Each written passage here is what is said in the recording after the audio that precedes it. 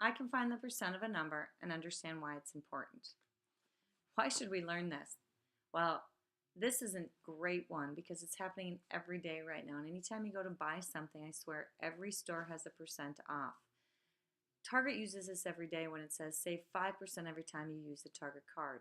So let's see how we do this. Find the percent of a number. Number one, we turn the percent to a decimal.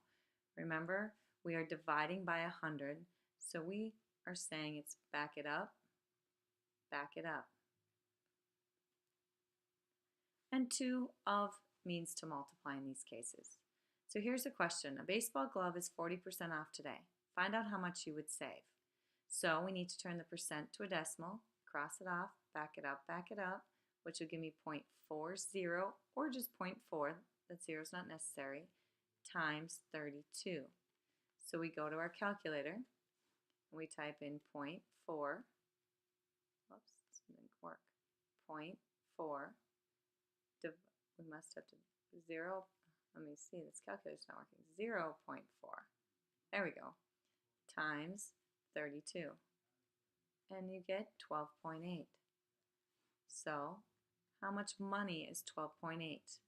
It's $12.80. So we saved today $12.80 on that baseball glove. Here, an Under Armour sweatshirt is 60% off today. Its regular cost is $45. So what we're finding is 60% of the 45. So again, back it up, 0.6 times your 45. So on your calculator, you can type in 0.6 times 45, and that gets you 27. So you have saved today $27. So this is known as your discount. It's the amount you are saving. All right, let's try a couple more. I want you to try these two. Stop the video now and then turn it back on when you're ready to check your answers. All right, let's take a look. We back it up, which means 1.2 of 91. So 1.2 of 91. Oh, I must have typed something in wrong. That doesn't seem right. 0.12. There's my mistake. 0.12, this calculator, times 91 is 10.92. That sounds way better because this is a part of the 91, so I can't be over 91. So 10.92.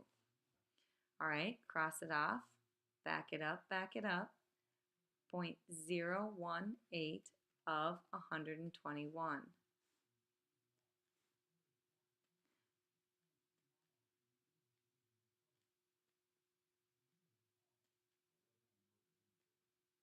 Okay, I get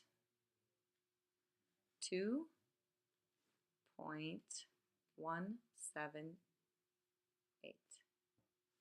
If that was money, we would have to round that to $2.18. There's another way to do it mentally, especially with 25%. We know that's 1/4. So one way to do it is to think, what's half of 80? Well, 50% of 80 is 40.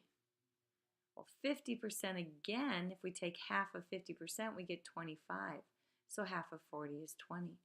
Let's check it in our calculator once. If I do it the old way, you need to take 0.25 times 80, and you get 20. A couple others, I'm going to skip this one right now, but I do want to take a look at the 10% of 360. And 10% of 360, the nice part about this is really you're doing that. So you're really taking 360 times 0.1. Remember the whole numbers, 1 times 360 is 360, and you're moving the decimal place in 1 time. So when you see this, you just have to take the decimal place and move it 1 time. 10% of 360 is 36. If I asked you 10% of, I don't know, $18.70, you would move it in one time and you'd get $1.87. And that's how people figure out tax or tip, giving a tip. 20% is kind of just doing the same thing. If you first find 10%, move it in 1, 36. Well, 20% doubles 10, so let's just double 36 and get 72. Check them out on the calculator if you want to. All right, looking at our assignment for today, you're going to have a practice. You're going to have to show what you've typed in your calculator.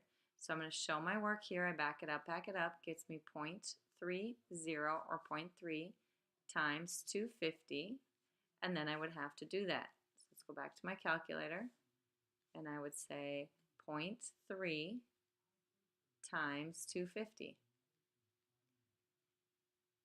and I get 75. So then I can write my answer in as 75.